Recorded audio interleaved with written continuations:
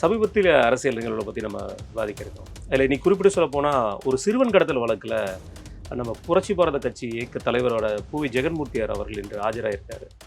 அதை ஒட்டி ஏடிஜிபி ஜெயராம் அவர்களும் ஆஜராயிருக்காரு. நீதிபதி வேல்முருகன் அவர்கள் ஒரு உத்தரவு பிறப்பிச்சிருக்காங்க. ஒரு ஐபிஎஸ் அதிகாரியை ஆன் த ஸ்பாட்டில் அரெஸ்ட் பண்ணுங்கிற மாதிரி ஒரு உத்தரவு பிறப்பிச்சிருக்காங்க. இந்த விவகாரங்களில் தமிழக காவல்துறை மரியாதைக்குரிய பூவி ஜெகன்மூர்த்தி அவர்கள் மேலே ஒரு காழ்ப்போடு நடந்துக்கிட்டாங்களோ அப்படிங்கிற ஒரு எண்ணம் நமக்கு மேலிடுகிறது. இது இவ்வளவு தூரம் ஒருத்தரை போய் பிடிச்சி அவர் அப்படியே அங்கேருந்து தூக்கிட்டு போனா அவர் ஓடிடுவார் அப்படிங்கிற மாதிரியான ஒரு ஆக்டிவிட்டி இருக்குல்ல, ஒரு நடவடிக்கை இருக்குல்ல, அது மிகவும் ஆபத்தான ஒரு நடவடிக்கை சார். பெரும்பாலும் திமுக ஆதரிக்கக்கூடியவங்க ஆம்ஸ்ட்ராங் முதற்கொண்டு இவரை முதற்கொண்டு கட்ட பஞ்சாயத்து பண்றவங்க. எப்படி இவர் கட்ட பஞ்சாயத்து பண்றாரு, இவர் கட்ட பஞ்சாயத்து பண்றாரு. நான் எழுதி கொடுக்கவா? எத்தனை பேர் கட்ட பஞ்சாயத்து பண்றாங்க? திமுக அமைச்சர்கள் எழுதி கொடுக்கலாமா, பேசலாமா, டிபேட் பண்ணலாமா அதை பத்தி?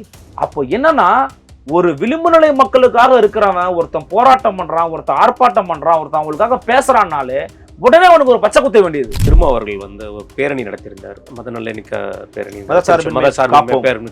பேரணி நடத்தியிருந்தார். அதுல அவர் பலவிதமான அரசியல்களை பத்தி பேசியிருந்தார். ஆடை அரசியல் இருந்து கூட்டணி அரசியல் வரைக்கும் பேசியிருக்கிறார். ஆடை அரசியல்னா அவர் எந்த கருத்தை பத்தி நீங்க கேக்குறீங்க? அதுல கோட் போட்டு நீங்க வரணும், கோட் போட்டு நீங்க வர்றது நான் கண்ணால பார்க்கணும். ஏன்னா மாடு மேய்க்கிறவங்கல இருந்து கட்டட தொழிலாளர் இருந்து எல்லாரும் கோட் போட்டு பார்க்கணும். அந்த விளிம்புநிலை மக்களுக்கு தேவையான அநீதி நடக்கும் போது அதுக்குண்டான நீதியை வாங்கி தராம வெறும் கோட்டு போட்டு வா, கோட்டு போட்டு நான் அவனை பார்த்தா மட்டும் போதும்னு அவங்களே தான் ஒரு மாடலிங்கா யூஸ் பண்ற மாதிரி தெரியலையா? கோட்டு சுட்ட போட சொல்லுங்க, தப்பு இல்லை, போடட்டும். கோட்டு சுட்டு போட்டுக்கிட்டு சட்டத்தை பேசி அதிகாரத்தை நோக்கி கேள்வி எழுப்பி விடயத்தை வாங்கி கொடுங்க. கோட்டு சுட்டு போடுங்க, மக்களுக்காக நில்லுங்க. கோட்டு சுட்டு போடுங்க, அதிகாரத்தை நோக்கி கேள்வி கேட்டு நீதியை பெற்றுக் கொடுங்க. அதனால அம்பேத்கர் பண்ணாரு. சனாதனத்துக்கு எதிராக பேசிட்டு இருந்தார். அம்பேத்கரின் பிள்ளைகள் சனாதனவாதிகளா இருக்க முடியாது, நம்ம சனாதனத்துக்கு எதிராக செயல்பட்டோம். குலதெய்வ வழிபாடுல இருந்து எங்களை பெருதெய்வ வழிபாடுக்கு தள்ளி எங்களை சனாதனத்தை நோக்கி தள்ள பாக்குறீங்களா, அதுக்கு நாங்க இடம் கொடுக்க மாட்டோங்கிற வார்த்தையை சொல்லியிருந்தார்.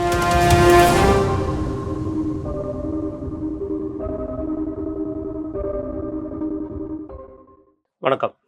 இன்று நம்முடைய இணைந்திருப்பவர் சமகால நண்பரும் ஊடகவியலருமான திரு அருள்மொழிவர்மன் சார். வணக்கம். வணக்கம் சார். எப்படி இருக்கீங்க?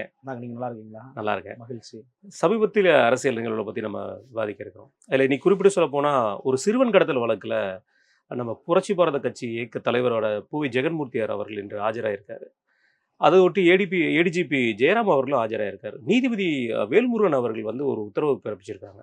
ஒரு ஐபிஎஸ் அதிகாரியை ஆன் த ஸ்பாட்டில் அரெஸ்ட் பண்ணுங்கிற மாதிரி ஒரு உத்தரவு பிறப்பிச்சிருக்காங்க.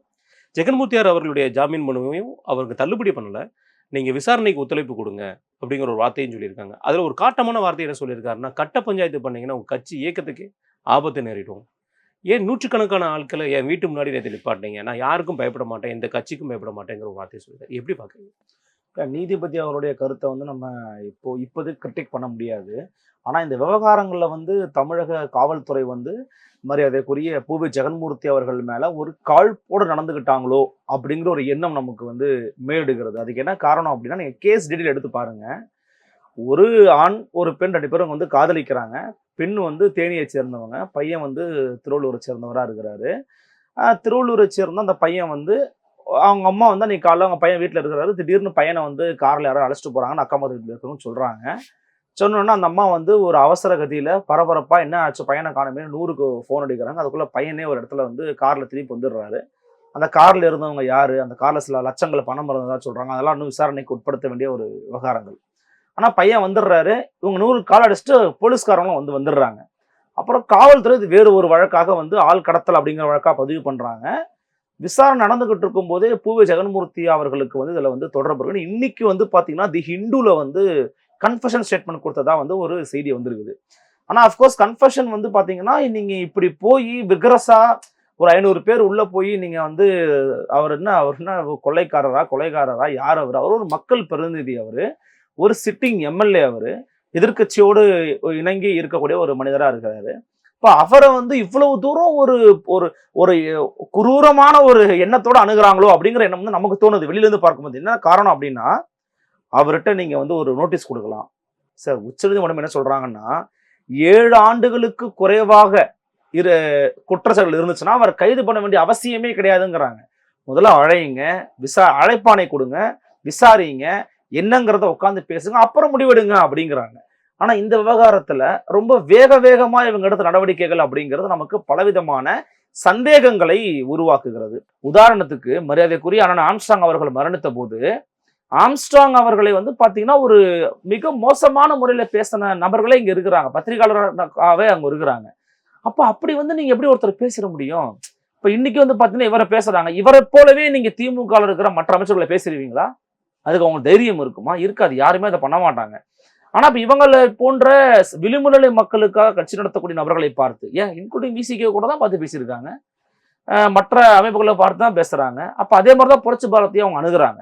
அப்ப நம்ம கண்ணோட்டம் என்னன்னா, அவர் மீது இப்போ நீதிபதி மரியாதைக்குரிய வேலுமுருகன் சொல்லியிருக்கிறாரா, ஏதாவது தவறு அவருடைய இதுல தலையீடு இருக்குதா, அதை பாருங்க. ஆனா இது இவ்வளவு தூரம் ஒருத்தரை போய் பிடிச்சு அவர் அப்படியே அங்க இருந்து தூக்கிட்டு போனா அவர் ஓடிடுவாரு அப்படிங்கிற மாதிரியான ஒரு ஒரு ஆக்டிவிட்டி இருக்குல்ல, ஒரு நடவடிக்கை இருக்குல்ல, அது மிகவும் ஆபத்தான ஒரு நடவடிக்கை சார்.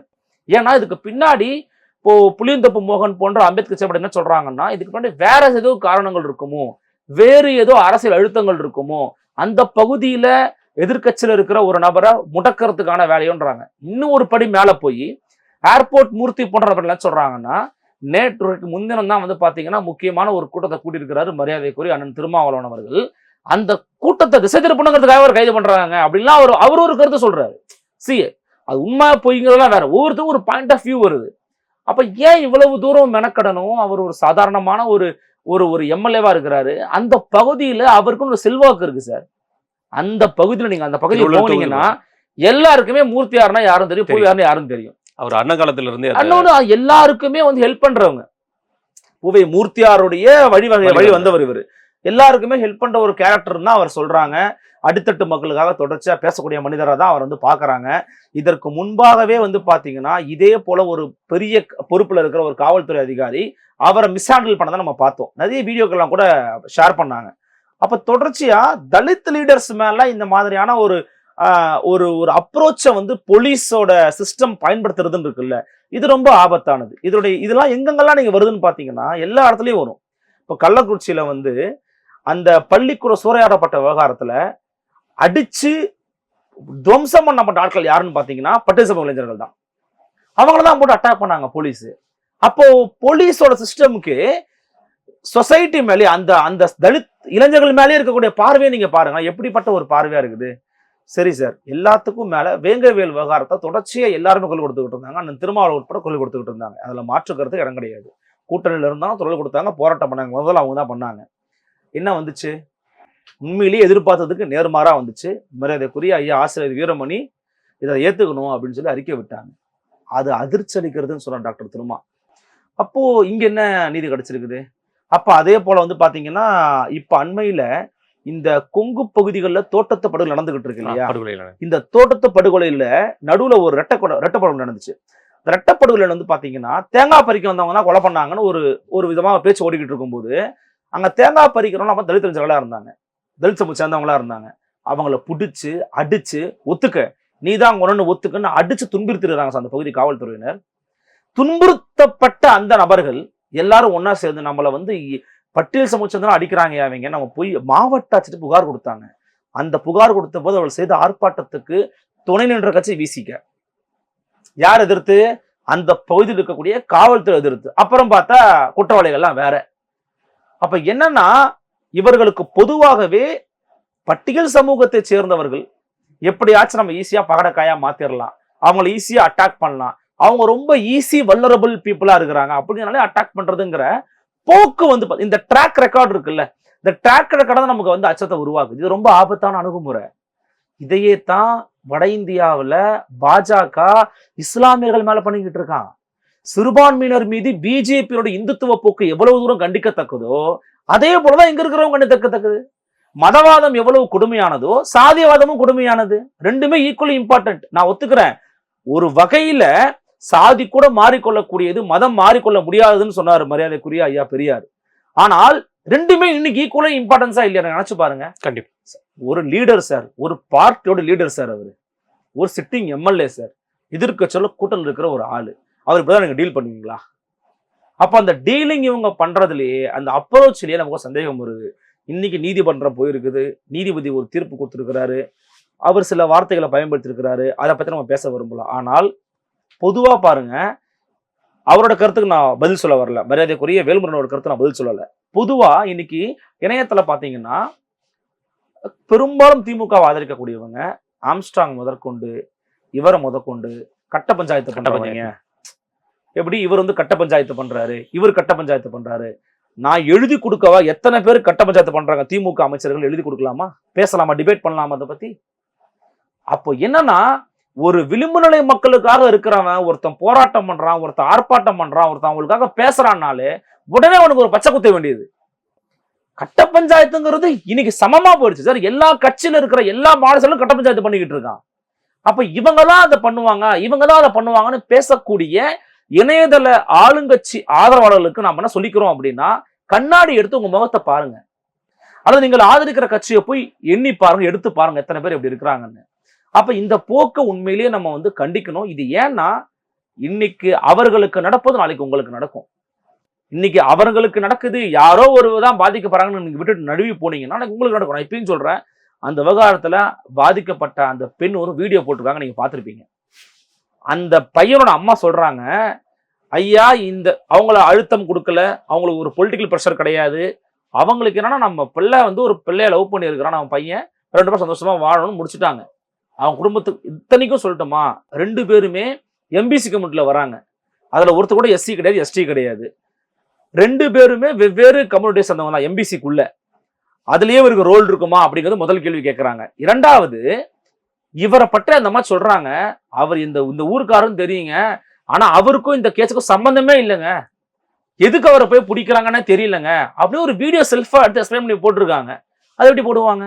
இன்றைக்கு அந்த சிறுவனோட அண்ணன் கூட ஒரு வார்த்தையை சொல்லியிருக்கிறாரு, எஸ்பி அவர்கள் என்னை வந்து வற்புறுத்தி கையால லெட்டர் எழுதி கொடுக்க சொல்றாரு, கம்ப்ளைண்ட் எழுதி கொடுக்க சொல்றாரு. பாருங்க சார், அப்ப இதுல விசாரிக்கப்பட வேண்டியவர்கள் காவல்துறை அதிகாரிகளா இல்லையா? நினைச்சு பாருங்க.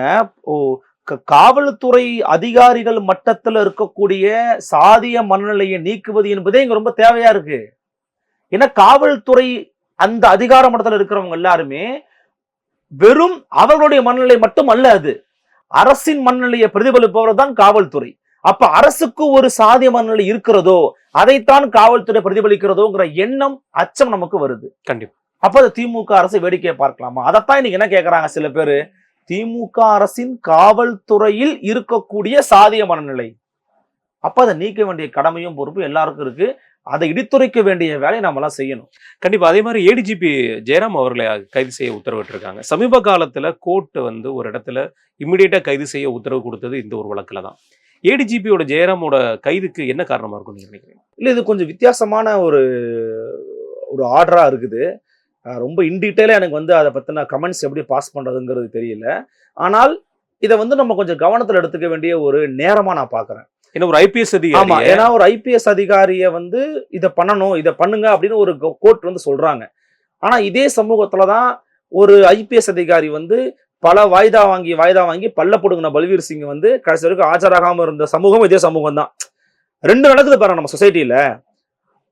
விசாரணைக்காக வந்தவனை பல்ல புடுங்கி கட்டிங் பேரை வச்சு ஈரை போட்டு அறுத்து அங்க இருக்கிற கூழாங்கல்லு இந்த கருங்கல் எடுத்து ஈரல தேய்க்கலாம் ஒரு மனப்பிறழ்வு நபரா தான் இருக்க முடியும் இயல்பா. ஆனா அப்படி பண்ண ஒரு ஐபிஎஸ் அதிகாரி கடைசி வரைக்கும் எதுவும் பண்ணல. இப்பதான் அவர் ஆஜராயிருக்கிறாருன்னு நினைக்கிறேன். அதுவும் பல எடுத்துரைப்பாளர்கள், ஜேர்னலிஸ்டுகள்லாம் தொடர்ச்சியா பேசி நடந்துகிட்டு இருக்குன்றதை நம்ம பாக்குறோம். இந்த போலீஸ் சிஸ்டம் கொஸ்டின் பண்ண வேண்டிய தேவை வந்துருச்சு சார். இந்த போலீஸ் சிஸ்டம் அதிகாரத்தை வந்து வச்சிருந்தா நம்ம என்ன வேணா போனா நினைக்கக்கூடிய சிஸ்டம் கொஸ்டின் பண்ண வேண்டிய தேவை இருக்குது. அது இந்த வழக்கில் எப்படி போகுங்கிறது நம்மளால சொல்ல முடியல. அது பொறுத்து இருந்தா நம்ம பார்க்கணும். அது மட்டும் இல்லாம இப்போ 2 தினங்களுக்கு முன்பு திரும்ப அவர்கள் வந்து ஒரு பேரணி நடத்தியிருந்தார். மத நல்லெண்ணிக்க பேரணி, காப்பு சொல்லி பேரணி நடத்தியிருந்தார். அதுல அவர் பலவிதமான அரசியல்களை பத்தி பேசியிருந்தார். ஆடை அரசியல் இருந்து கூட்டணி அரசியல் வரைக்கும் பேசியிருக்கிறார். அவருடைய ஆடை அரசியல் பத்திய கருத்து உங்களுடைய கருத்து?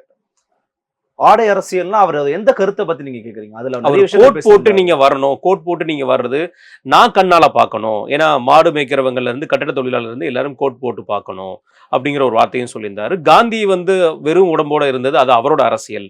அம்பேத்கர் வந்து கோட்டோட இருந்தது, அது அவரோட அரசியல். இது நான் உங்களை கண்ணால பார்க்க வேண்டியதுன்னு சொல்லி ஒரு விஷயத்த சொல்லியிருந்தாரு.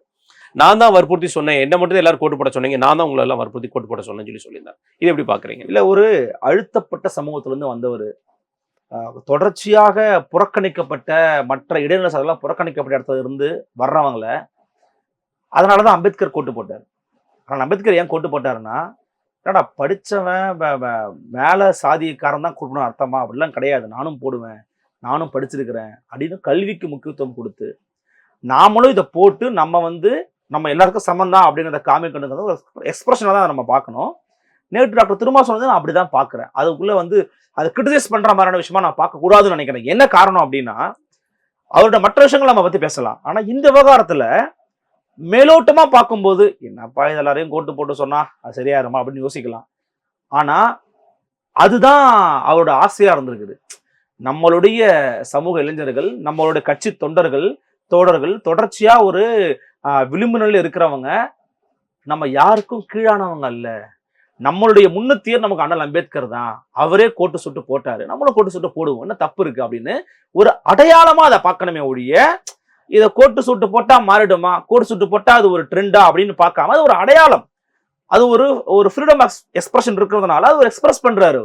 நாங்க எல்லாருக்கும் சமம் தாண்டா, நாங்க எதுலயும் நாங்க கீழ் இல்லை, சாதியால் ஒருவனும் மேலில்லை, சாதியால் ஒருவனும் கீழ் இல்லை அப்படிங்கிற அண்ணல் அம்பேத்கருடைய கோட்டை நிறுவுவதற்கான ஒரு முயற்சியா அதை பார்க்கலாம். அது ஒரு பெரிய கிரிட்டிக் இல்ல, ஒரு ட்ரை பண்ணிருக்கிறார். இல்ல, விளிம்பு நிலை மக்களுக்கு தேவையான புரட்சிகளை அவர் செய்திருந்தாரு, இதற்கு முன்பு செய்திருந்தார். இந்த கடந்த 4 வருடங்களாக தான் அவருடைய போக்கு நமக்கு தெரியும். கூட்டணி சுட்டல்னு சொல்லுவாங்க, அந்த மாதிரி நிலைமை போயிட்டு இருக்கு.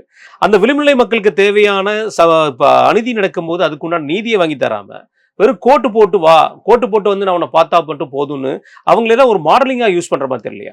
இல்ல, அதை அதான் சொல்றேனே, விமர்சனம் பண்ண வேண்டிய பகுதி தனி. இந்த பகுதியில் நம்ம விமர்சனம் பண்ணோம் அப்படின்னா நம்ம என்னமோ ஒரு உள்நோக்கம் கொண்டு பேசுற மாதிரியான ஒரு காரணம் வருது. நான் எதுக்காக விரும்புறேன்னு வச்சுக்கோங்களேன். இப்ப நீங்க சொல்ற 2வது பாயிண்ட் சூப்பரான ஒரு பாயிண்ட். 4 ஆண்டுகள் அநீதி நடந்துகிட்டு இருக்கு, ஏன் பேசல, ஏன் அதிகமா குரல் கொடுக்கல? புதுக்கோட்டை வடகாடுக்கு நின்னாரு, பாராட்டுறோம். வேங்கவேலுக்கு நின்னாரு, பாராட்டுறோம். சாம்சங்க நின்னாரு, பாராட்டுறோம். அடித்தட்டு மக்களுக்காக நின்னாரு, பாராட்டுறோம். மற்ற விடயங்கள், தொடர்ச்சியாக நடக்கக்கூடிய சாதிய மோதல்கள், இதை கண்டிக்கக்கூடிய விஷயம், ஆணவக்களை தடுப்பதற்கான தனிச்சட்டம், இதெல்லாம் ஏன் கவனம் செலுத்தல, ஏன் தொடர்ச்சியா போராடலன்னு நம்ம கேட்கிறோம். கூட்டணி கட்சி என்பது வெறும் தேர்தலுக்காகத்தான் சார். தேர்தல் முடிஞ்சாலும் எதிர்கட்சியா மாறணும்.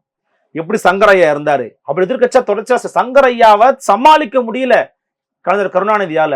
எப்படி இருந்தாரு, எப்படி பண்ணாரு, அந்த மாதிரி ஒர்க் பண்ணணும் நம்ம நினைக்கிறோம். ஆனா அந்த ஒர்க்கை டாக்டர் திரும்ப பண்ணலைன்ற ஒரு வருத்தம் நமக்கு இருக்கு. அப்ப நம்ம எங்க வரோம்னா, கோட்டு சுட்டு போட சொல்லுங்க, தப்பு இல்லை, போடட்டும். கோட்டு சுட்டு போட்டுக்கிட்டு சட்டத்தை பேசி அதிகாரத்தை நோக்கி கேள்வி எழுப்பி விடயத்தை வாங்கி கொடுங்க. கோட்டு சுட்டு போடுங்க, மக்களுக்காக நில்லுங்க. கோட்டு சுட்டு போடுங்க, அதிகாரத்தை நோக்கி கேள்வி கேட்டு நீதியை பெற்று கொடுங்க. அதனால அம்பேத்கர் பண்ணாரு. அப்போ நீங்க சொல்ற விமர்சனம் எப்போ வரும்னா, கோட்டு சுட்டெல்லாம் போட்டுட்டு அப்படியே அமைதியா கலைஞ்சு போயிட்டா இருப்பா, எதுவுமே பண்ணலாம் பண்ணா அதுக்கு விமர்சனம் வரும். அதுக்கப்புறம் நம்ம பார்க்க போற 10 மாசம் என்ன பண்ண போறாருன்னு. ஆனா அதை மட்டும் பண்ணிட்டு போயிட்டாருன்னா நீங்க சொல்லக்கூடிய விமர்சனம் வெளிப்படையா வந்துடும், மாடலிங் பண்றாரு அப்படிங்கிற விமர்சனம் வரும். அதை மாடலிங்காக பயன்படுத்தினாரா, உண்மையிலேயே இந்த திராவிட மாடலை எதிர்த்து கேள்வி கேட்கிறோம், விடுத்துரைப்பு செய்ய போறோம் அப்படின்னு பண்றாராங்கிறத பொறுத்து தான் பார்க்கணும். அது மட்டும் இல்லாம சனாதானத்துக்கு எதிராக பேசிட்டு இருந்தார். அம்பேத்கரின் பிள்ளைகள் சனாதானவாதிகளா இருக்க முடியாது, நம்ம சனாதானத்துக்கு எதிராக செயல்பட்டோம். 2002 காலகட்டங்களில் மதமாற்ற தடை சட்டம் கொண்டு வரும்பொழுது நம்ம இதே திருச்சியில் பேரணி ஒரு பெரிய ஆர்ப்பாட்டம் நடத்தினோம். நம்மளுடைய இடித்துரைந்ததுனால தான் மதமாற்ற தடை சட்டம் வாபஸ் பெறப்பட்டதுங்கிற வார்த்தையும், அந்த கோழி பலியிடுதலை பத்தி ஒரு வார்த்தைகளும் சொல்லியிருந்தார். அதுல அவர் சொல்லியிருந்தது, குலதெய்வ வழிபாடுல இருந்து எங்களை பெருதெய்வ வழிபாடுக்கு தள்ளி எங்களை சனாதானத்தை நோக்கி தள்ள பாக்குறீங்களா, அதுக்கு நாங்க இடம் கொடுக்க மாட்டோங்கிற வார்த்தையை சொல்லியிருந்தார். குலதெய்வ வழிபாடுகளுக்கும் பெருதெய்வ வழிபாடுகளுக்கும் உள்ள வித்தியாசத்தை அவர் என்னவா பாக்குறாரு? ஏன்னா அவருக்கு பொதுவா இறைபக்தி மேல நம்பிக்கை கிடையாது. அப்படி இருக்கும்போது இறைபக்தி நம்பிக்கை இல்லாதவர் இந்த குலதெய்வ வழிபாடையும் பெரு வழிபாடையும் எப்படி பார்ப்பாரு? அவருடைய புரிதலை பத்தி நான் சொல்றேன். நீங்க கேட்ட கேள்வி அதுதான். அவருடைய புரிதல் என்னவா இருக்கு? அவரோட புரிதல் தான் என்னவா இருக்குன்னா, இப்ப ஃபார் எக்ஸாம்பிள் முருகன் எடுத்துக்குவாங்க. முருகன் சிறுதெய்வ வழிபாடா பெருதெய்வ வழிபாடா? பெருதெய்வ வழிபாடு தான். ஏன்னா இன்னைக்கு முருகனை குறுநிலை தலைவர்னு நம்ம இலக்கிய கூறுகள் சொல்லுது. ஆனா இன்னும் சொல்ல ஆய்வறிஞர்கள் முருகன் பெருந்தெய்வமும் சிறுதெய்வம்னு கிடையாது, அந்த கான்செப்டே கிடையாதுன்னு சில பேர் பேசுறவங்களா இருக்கிறாங்க, நிறைய பேர் இருக்கிறாங்க. அப்போ முருகனை பத்தி அவர்கிட்ட ஒரு கேள்வி எழுப்பும்போது அவர் வேண்டான்னு தவிர்க்கிறார். அதுக்கான காரணத்தை அவர் சொல்றாரு. என்ன காரணம், எதுக்காக தவிர்க்கிறீங்கன்னு கேட்கும். இப்போ முப்பாட்டன் முருகன் ஏன் சொல்றீங்கன்னு திரு சீமான் கிட்ட அவர் ரீசன் சொல்றாரு. ஆமா, இந்துத்துவவாதி என்னுடைய பண்பாட்டை புடுங்கிட்டு போறான், ஒரு திருட என் கையில இருந்து பைய பிடிக்கிட்டு போனா ஓடி போய் குடுறா அப்படின்னு புடிங்கிட்டு அவனை தட்டி 4 தட்டி உட்கார வைப்பனை தவிர ஒழிய என் பைய தூக்கி பண்ண விட்டுற மாட்டேன்னு அவர் ஒரு கான்செப்ட் சொல்றாரு. இப்போ திருமாவளவன் என்ன சொல்றாருன்னா, எடுத்துட்டு போயிட்டான், முழுமையா இந்துத்துவமய படுத்திட்டான். எல்லா இடத்துல சமஸ்கிருதத்தை கொண்டு போய் திணிச்சுட்டான், பூணூலை போட்டுட்டான். இதுக்கு மேல உங்களால மீட்டெடுப்பது அப்படிங்கிறது இந்துத்துவம் கொண்டு தான் நீங்க மீட்டெடுக்க முடியும். அப்ப அதுல பல சிக்கல்கள் இருக்கு. அப்ப இந்துத்துவ மயமாகி விட்ட பிறகு, ஆரிய மயமாகி விட்ட பிறகு, நம்முடைய பண்பாட்டு கூறுகளை நம்ம இழந்து விட்ட பிறகு அதுக்குள்ள நீங்க போனீங்கன்னா நீங்களும் இன்னொரு இந்துத்துவவாதியா மாறிடுவீங்களே ஒழிய உங்களால மீட்டெடுக்க முடியாது. இதுதான் பெரும்பான்மை ஆரியமய கோட்பாடுங்கிறத அவருடைய நிறுவனர் அவர் நூல்லேயே அவர் எழுதியிருக்கிறாரு. வெளிப்படையா எங்கிட்டயே பேட்டிகளும் அது கொடுத்திருக்கிறாரு. அப்ப இந்த நிலைப்பாட்டுல இருக்கிற திருமாவளவன் அவர்களால இந்த பெருந்தெய்வ சிறுதெய்வ போன்ற வழிபாட்டுக்குள்ள ஏற்றுக்கொள்ள முடியாது. அவர் வேறொரு கான்செப்ட்ல இயங்கிட்டு இருக்கிறார். அவர் தமிழ் தேசியம்ன்ற கோட்பாட்டை அவர் எடுத்துக்கொண்டாலுமே கூட இது போன்ற தெய்வ வழிபாடுகள்ல அவர் மெய்யியல் கோட்பாடுக்குள்ள அவர் வரல. அதோட எக்ஸ்ட்ரீம் வெர்ஷன் தான் திரு சீமான். அவர் மெய்யியல் கோட்பாடு வரைக்கும் போறாரு. இவர் ஒரு இடத்துல ஸ்டாப் ஆகுறாரு, அவர் கண்டினியூ பண்றாரு. ஏன்னா அவரே சொல்லியிருக்கிறாரு, நான் வளர்ந்த இடமே விசிக அவரே சொல்லியிருக்கிறாரு. அப்ப கண்டினியூ பண்றாரு திரு சீமான். நீங்க திருமாவை அப்படிதான் பார்க்க முடியும். திருமாவுக்கு அது உடன்பாடு இல்லை. அவர் கட்சியின் கொள்கையாவே அது இல்லைன்னு அறிவிச்சிட்டாரு. அது அவருடைய டிசிஷனா இருக்குது. நாம அதுக்குள்ள போய் அவருக்கு புரிய வைக்க வேண்டிய அவசியமோ தேவையோ நமக்கு இல்லை. ஆனா வெளியில இப்படி ஒரு தியரி இருக்குது, அவர் ஒரு தியரி நம்புறாரு. இல்ல ஏன் உடன்பாடு இல்லாம அவருக்கு 1000 இருக்கலாம். ஆனா அவர் ஒரு கட்சியோட இயக்க தலைவர், ஒரு பேரணி, ஒரு மிகப்பெரிய கூட்டத்துல அவர் பேசுறாரு. பேசும்பொழுது குலதெய்வ வழிபாட்டுல இருந்து நீங்க எங்களை மாற்றி கொண்டு போய் பெருதெய்வ வழிபாட்டுக்கு கொண்டு போறேன்னு சொல்றீங்க. இங்க பல பேருக்கு குலதெய்வமே சுவாமிகள் இருக்காங்க. ஆக்சுவலி ஐயப்பர் இருப்பாங்க, ஐயனார் இருப்பாங்க, பெருமாள் இருப்பாங்க, முருகர் இருப்பாங்க, சிவன் இருப்பாங்க. அப்ப எது பெரு தெய்வம் குலதெய்வம்ங்கிறது இவர் பிரிச்சு பாக்குறாரு. இல்ல அவரோட எதுல நீங்க கொஸ்டின் பண்றீங்க? அவர் என்ன சொன்னாருன்னா, ஆடு பலியிடுறது தவறுன்னு சொன்னா என்னுடைய குலதெய்வம் மாயவன். மாயவன் எனக்கு அவன் இருந்தான், பிறந்தான், இறந்தான், செத்தான், அதனால எனக்கு தெரியும், அவனுக்கு நான் படைச்சேன் அப்படிங்கிற ஒரு வார்த்தையை சொன்னார். அதுல இருந்து நீ ஆடு பலியிடுதல தடுத்த, எங்களுடைய எல்லாத்தையும் நீ தடுத்துட்டா, எங்க வழிபாட்டு முறையை தடுத்து நீங்க பெருதெய்வத்தை நோக்கி போற என்னை கொண்டு போய் விடுறீங்க. அப்போ இது சனாதனத்தை கொண்டு போய் விடுறது அப்படிங்கிற மாதிரி வார்த்தையை சொல்லியிருந்தாரு. இங்க குலதெய்வம் பலருக்கு பெருமாள் இருக்காங்க, பலருக்கு சிவன் இருக்காங்க. அப்ப அதுல எப்படி சொல்றது? அது இல்ல, அதாவது நீங்க குலதெய்வ வழிபாட்டை மறுக்கிறாங்க, அதை ஸ்டாப் பண்ணி இந்த போய் கொண்டு போறாருன்னு சொல்றாரா? அவர் என்ன சொன்னாரு, அப்படி கொண்டு போகக்கூடிய சூழ்ச்சி நடந்துச்சு 2002 அஇஅதிமுக ஆட்சியில. அந்த அம்மையார் அவர்கள் இல்ல, அந்த சட்டமே அவர் தவறான சட்டம் தான். அது நானே அதை ஆதரிக்கல. அதாவது ஆடு கோழி பலியிட தடை அப்படின்னு அது ஓகே, அது நீங்க தடை, அந்த தடை என்பதனுடைய நீட்சி இதுதான்றது திருமாவளவன் கருத்தை உடன்படுறேன். அது சரிதான். ஆடு கோடி பல தடை அப்படின்னு நீங்க சொல்லிட்டீங்க. நாங்க என்ன வழிபாட்டுக்கு என்ன வேலை இருக்கு? அப்ப வழிபாட்டுக்கு வேலை இல்லைன்னா அடுத்து நீங்க வேற ஒரு தெய்வம். அது குலதெய்வங்களுக்கு வருஷத்துக்கு ஒரு தடவையோ அல்லது அவங்களுடைய நல்ல நாள் புல நாளுக்கு ஒரு தடவை தான் நம்ம குலதெய்வங்களுக்கு வழிபாடு இந்த மாதிரி பண்றாங்க கிராம முறைகள் கோயில்கள் கூட. ஆனா மாசத்துக்கு ஒரு தடவையாவது கோயில போய் சுவாமியை பாக்குற வழக்க வழக்கம் எல்லாரும் அது இருக்குங்களா? அப்படி இருக்கும்போது இது ஒரு வருஷத்துல ஒரு நடவு நடக்கிற ஒரு விஷயத்துல அந்த சட்டம் தவறானது, மக்கள் மத்தியில எதிர்ப்பு வந்தது, அதை வாபஸும் வாங்கிட்டாங்க முன்னாள் முதல்வர். ஓகேங்களா? அதுவே இதையும் சொல்றது எந்த வகையில நியாயம்? நான் என்ன நினைக்கிறேன்னா, அவருடைய பெர்ஸ்பெக்டிவ் என்னவா இருக்கும், நான் அவரை ஜஸ்டிஃபை பண்ண நான் வரல. என் பெர்ஸ்பெக்டிவ் என்ன அப்படின்னா, இந்த சிறுதெய்வ வழிபாடு அப்படிங்கறது மக்களை விழுங்கி பிரித்து பெருந்தெய்வ வழிபாட்டுக்கு நோக்கி நகர்த்தி கொண்டு போறாங்க. இது சனாதனம் இருக்குன்னு அவர் ஏன் சொல்ல வர்றாருன்னா, பெருந்தெய்வ வழிபாட்டு அல்லது முருகன், இந்த முருகனுக்கான இந்த மாநாடு அப்படின்னு இப்ப ரீசெண்டா இப்போ இந்து முன்னணி இப்ப கூட்ட போறாங்க, 22 கூட்ட போறாங்க. இந்த மாநாட்டை மனதில் வைத்து அவர் சொல்லியிருக்க வாய்ப்புகள் இருக்கு சார். ஏன் அப்படின்னா, இந்த மாநாடு அப்படிங்கிறது பார்த்தீங்கன்னா யோகி ஆதித்யநாத் வராரு, பவன் கல்யாண் வராரு. இவர்களுடைய கூற்றுப்படி, திரும்ப கூற்றுப்படி இல்ல, தமிழ்நாட்டில் இருக்கிற பெரும்பாலான நபர்களுடைய கூற்றுப்படி பாத்தீங்கன்னா முருகன் தமிழ் கடவுள், முருகன் தமிழர்களின் இறை, முருகன் குறிஞ்சி நிலத்தின் தலைவன் சொல்றாங்க. அப்படி இருக்கிறவருக்கும் யோகிக்கு என்ன சம்பந்தம்? இல்ல, அவர் தெரிஞ்சுக்க வர வாய்ப்பு இருக்கலாம் இல்லையா? இன்னைக்கு நம்ம சீஃப் கெஸ்ட்னு சொல்லி நம்மளுடைய கல்யாணத்துக்கு கூட நமக்கு தெரிஞ்ச வசர்கள் எல்லாரும் கூடுவோம். இது இந்து முன்னணி சார்பா நடத்துற விஷயம். அவங்க சார்பா சீஃப் கெஸ்ட் எல்லா கட்சிகளுக்கும் அவங்க அழைப்படுத்தல் இருக்காங்க. மாற்று கருத்தே இல்ல. அவங்களுடைய இந்து முன்னணியின் கருத்தை நான் பாக்குறேன். திருமாவளவன் கருத்து என்னவா இருக்குன்னா, இவருக்கு என்ன சம்பந்தம்? அப்ப நீங்க என்ன பண்றீங்கன்னா, ஒரு பெருந்தெய்வ வழிபாட்டு அப்படிங்கிற கான்செப்டை உருவாக்கி சாதாரணமா குலதெய்வ வழிபாட்டை இருக்கக்கூடிய மக்களை இந்த பக்கம் கொண்டு போறீங்க. இது இந்துத்துவமயப்படுத்துவதற்கான வாய்ப்புகள் இருக்குன்னு திருமா நம்புவதாக நான் பாக்குறேன். அது உண்மையா கடத்த அப்படி இருக்கான்றது எனக்கு தெரியாது. ஆனா திருமாவோட பாயிண்ட் ஆஃப் வியூ அப்படி இருக்கலாம், பெர்ஸ்பெக்டிவ் அப்படி இருக்கலாம். ஆனா என்ன பொறுத்த வரைக்கும் குலதெய்வ கும்புற எவ்வளவோ பேர் இருந்துகிட்டு தான் இருக்கிறாங்க. யாரும் குலதெய்வத்தெல்லாம் பெருசா விட்டுறல. சில சிட்டிஸ்ல இருக்கிறவங்க கூட வருஷத்துக்கு ஒரு முறை காரை வச்சோ மகிழ்ந்து வச்சோ ஊருக்கு போறாங்க, அங்க பலியிடுறாங்க, சாமி கும்பிடுறாங்க, பொங்க வைக்கிறாங்க, கறி விருந்து சமைக்கிறாங்க. அந்த மத நம்பிக்கை யாருமே இன்னுமே பண்ணிக்கிட்டு தான் இருக்கிறாங்க. அதனால இதுல இருக்கிறவங்களும் இப்படி கொண்டு போறாங்களா அப்படிங்கிறது கொஸ்டின் மார்க் தான். அப்படி பண்றாங்களான்னு தெரியல. ஆனா அவர் இந்து முன்னணியினுடைய இந்த முருக பக்தர்கள் மாநாட்டை கிரிட்டிசைஸ் பண்றாரு, அதை விமர்சிக்கிறாரு அப்படின்னு தான் நான் பாக்குறேன். நன்றி, உங்க நேரத்தையும் கருத்தையும் பார்த்துக்கிறேன். நன்றி சார்.